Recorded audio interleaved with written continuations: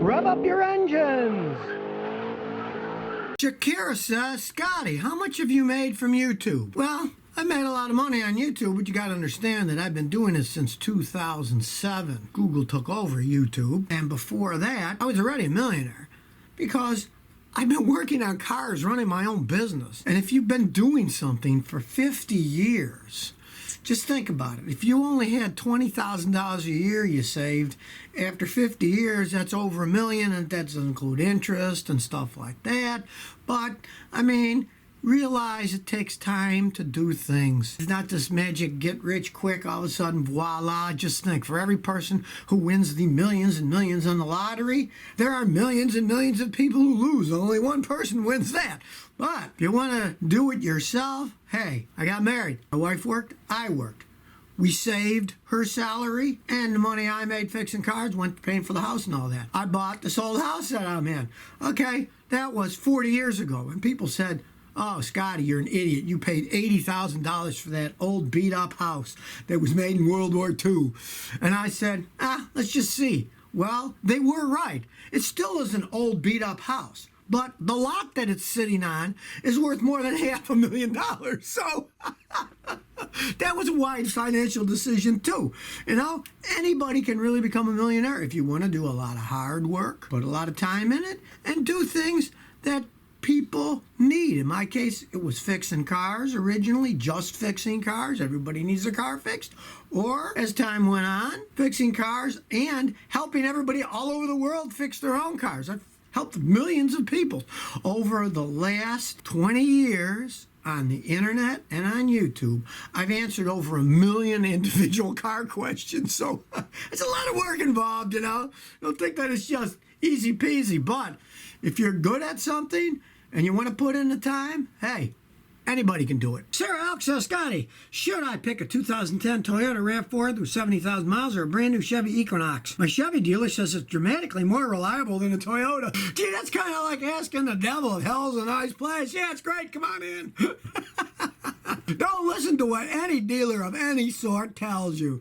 I mean, they make a living by selling that brand of cars, you know. That's why I'm doing what I'm doing. There's a lot of lying going on out there. Me, I'm just like my grandfather, who was also a mechanic. I tell people the truth. Now, the majority of people love me because I tell them the truth and help them out. Well, there's a small amount of people that hate me because I tell them the truth about cars they're selling or how they ripped them off repairing their car, or they sold them a tool or some car wax that really was useless, but it was $100 a bottle because it was claimed to be nanotech and was fantastic and you never have to wax your car again. You know, I'm out here telling the truth about stuff. Listen to a guy like me if you want to know about cars. Don't listen to the people selling you the cars.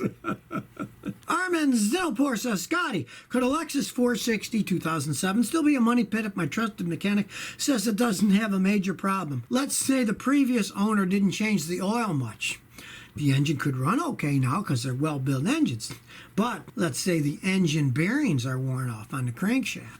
Even doing a compression test of the engine, wet and dry, which hardly anybody's ever going to do, taking all those spark plugs out and doing a testing, you're going to have to pay somebody hundreds of dollars to do that. Even if that's that good, that doesn't mean that the engine bearings aren't worn, because there's no way of testing them other than taking the engine apart, taking the bearings off, and then measuring the clearance between the bearings and the crank, which nobody does until they rebuild an engine. Yes, it could still be a money pit. You never know. If it's lower mileage, less than 100,000, it's probably still got a lot of life left in them.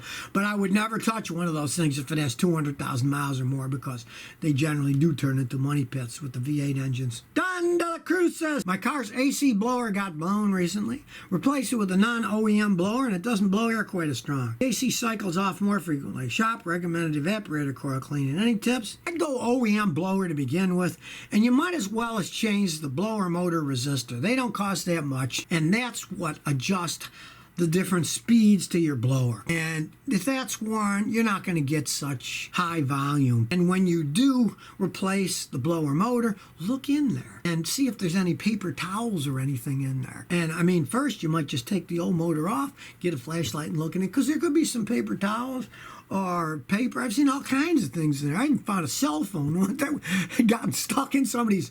They had one of those glove boxes that closes, but it's open on the inside. And when they hit a bump, I guess the cell phone got sucked in, bounced, and fell in. So check that first. Any kind of restriction's going to do that. So if you never want to miss another one of my new car repair videos, remember to ring that bell.